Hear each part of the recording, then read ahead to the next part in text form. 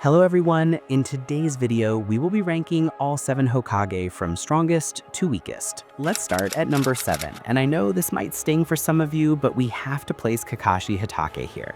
Now before you close this video, hear me out. Kakashi is brilliant, absolutely brilliant. The copy ninja who mastered over 1,000 jutsu, the man who trained Naruto, Sasuke, and Sakura into legends. His tactical mind is unmatched. His Sharingan made him feared across nations, and when he had both Mangekyo Sharingan temporarily, he achieved something that bordered on godlike power with his perfect Susanoo. But here's the thing about Kakashi as Hokage. He held that position after the war, after he'd lost the Sharingan that defined so much of his combat ability. His natural chakra reserves were never massive to begin with, and without the Sharingan, he's an elite Jonin, perhaps one of the very best. But when you're standing him next to the others on this list, people who could reshape landscapes and challenge gods, Kakashi's human limitations become clear. He's the most relatable Hokage, the one who achieved greatness through pure skill and determination rather than bloodline or destiny, and maybe that's why we love him. But in terms of raw power, he's at the foundation of this ranking, and there's no shame in that. Moving to number 6, we have Tsunade Senju, the 5th Hokage, and this is where things get emotionally complicated. Tsunade represents something beautiful and tragic all at once, the granddaughter of the God of Shinobi, carrying a legacy she never asked for, hiding her pain behind gambling and sake until the village needed her most. Her strength is medical prowess at a level that redefined what was possible, the strength of 100 seal that stores chakra over years and releases it in explosive power, allowing her to shatter the ground with a finger and heal wounds that should be fatal. She's also the greatest medical ninja to ever live, someone who rewrote the rules of combat medicine and kept shinobi alive who had no right to survive. Her summoning, Katsuyu, can split into countless pieces and heal an entire village simultaneously. But here's the heartbreaking truth. Tsunade's power, impressive as it is, doesn't scale to the god-tier abilities we're about to discuss. She's peak human shinobi excellence, the absolute ceiling of what hard work and incredible genetics can achieve, but she lacks the reality-warping abilities, the massive chakra reserves, and the overwhelming destructive techniques that define those ranked above her. At number 5, we place Hiruzen Sarutobi, the 3rd Hokage, and this one hurts because we're talking about the professor, the man who mastered every single jutsu in the Hidden Leaf, who was called the God of Shinobi in his time, who trained legends like the Sannin. Prime Hiruzen was an absolute force of nature, someone who could use all 5 nature transformations with perfect efficiency, who summoned Enma the Monkey King and turned him into an indestructible staff, who could execute jutsu with such precision and variety that enemies couldn't predict what was coming next. His knowledge was encyclopedic, his battle IQ was exceptional, and in his youth, he could fight for days without tiring. The reason he sits at 5 is that we saw him old and weathered when he fought Orochimaru, past his prime, and while that elderly version still pushed himself to seal away the souls of multiple Hokage and Orochimaru's arms at the cost of his life, we have to acknowledge that the others on this list possess abilities that transcend normal shinobi combat. Hiruzen was the peak of the old generation, but the new generation brought powers that rewrote what was possible. Number 4 brings us to Minato Namikaze, the Yellow Flash, and here's where we start entering territory that feels almost mythical. Minato's power was so feared that enemy nations had standing orders to flee on sight. His flying thunder god technique made him faster than lightning, able to appear anywhere his marked kunai existed, and his combat speed was unmatched in his era. He created the Rasengan, mastered Sage Mode, and when the Nine Tails attacked, he sealed half of it inside himself and half inside his newborn son, sacrificing his life to save the village. When he was reanimated during the war, we saw him in his prime, and it was breathtaking. He could teleport the tailed beast ball, mark enemies instantly, and his tactical genius meant he was always 3 steps ahead.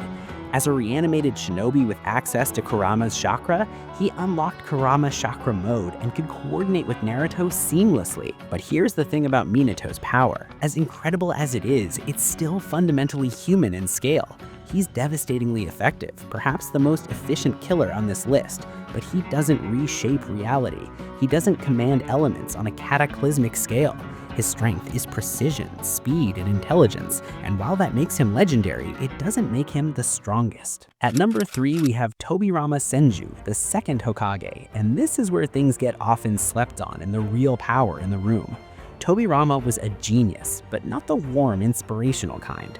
He was calculating, pragmatic, and his innovation shaped the entire shinobi world. He created the Flying Thunder God technique that Minato later perfected, invented the Shadow Clone Jutsu, developed the Reanimation Jutsu that would later terrorize the world, and his water-style techniques required no nearby water source, meaning he could generate massive water constructs from nothing. He could summon chakra across vast distances, and his combat intelligence made him lethal in ways that pure power can't match. But what really elevates Tobirama is what we saw during the war arc. When reanimated, this man was tagging Obito, fighting alongside the strongest shinobi of the current generation and keeping pace with threats that had achieved near godhood. He's faster than almost anyone through Flying Thunder God. His jutsu arsenal is diverse and powerful, and his tactical mind means he's always exploiting weaknesses.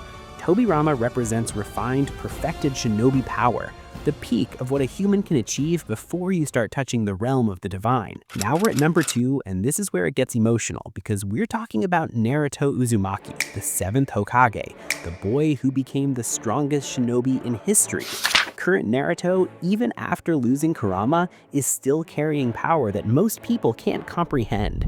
At his peak, Naruto had perfect Sage Mode, could create thousands of shadow clones that each carried his full power, had mastered all the tailed beast's chakra, and had access to 6 paths Sage Mode that put him on the level of gods. He fought Kaguya, faced down Sasuke in a battle that reshaped the landscape, and even now, without Kurama, Naruto's Sage Mode and raw chakra reserves are immense. He has the wisdom of decades, the experience of countless battles, in the heart that united the entire shinobi world. So why isn't he number 1? Because as powerful as Naruto is, there's one Hokage whose abilities fundamentally broke the rules of what we understand as power. And that brings us to number 1, Hashirama Senju, the god of shinobi. And you might be wondering how Hashirama ranks above Naruto, but stay with me because this isn't just about nostalgia or legacy. Hashirama's power was so overwhelming that he defined an entire era. His wood style could create forests that spanned miles, construct complete defensive structures in seconds, and suppress tailed beast chakra automatically. His Sage Mode was perfect, granting him healing without hand signs and sensory abilities that bordered on omniscience in battle. He could summon a 1,000-armed Buddha statue that dwarfed even the tailed beasts, and he fought Madara Uchiha with the eternal Mangekyo Sharingan and the Nine Tails simultaneously and won. Not barely won, decisively won. When he was reanimated, Madara literally said that he couldn't compare to Hashirama, even after achieving power beyond anything in his original life. Think about that statement. Madara, with the Rinnegan, with the 10 tails, still considered Hashirama's prime beyond him. Hashirama's cells became the most sought-after genetic material in the shinobi world because they granted healing, longevity, and power. His chakra reserves were so vast that he could fight for days, and his wood style acted as a perfect counter to almost any technique. But beyond the raw power, Hashirama had something that makes him truly unmatched. He had the strength to build the village in the first place, to unite clans that had been killing each other for generations, and to create a dream of peace that every Hokage after him tried to fulfill. So there you have it, 7 legends, 7 different definitions of strength, each one carrying the weight of their village on their shoulders. And remember, being ranked lower doesn't mean weak, it means standing next to gods.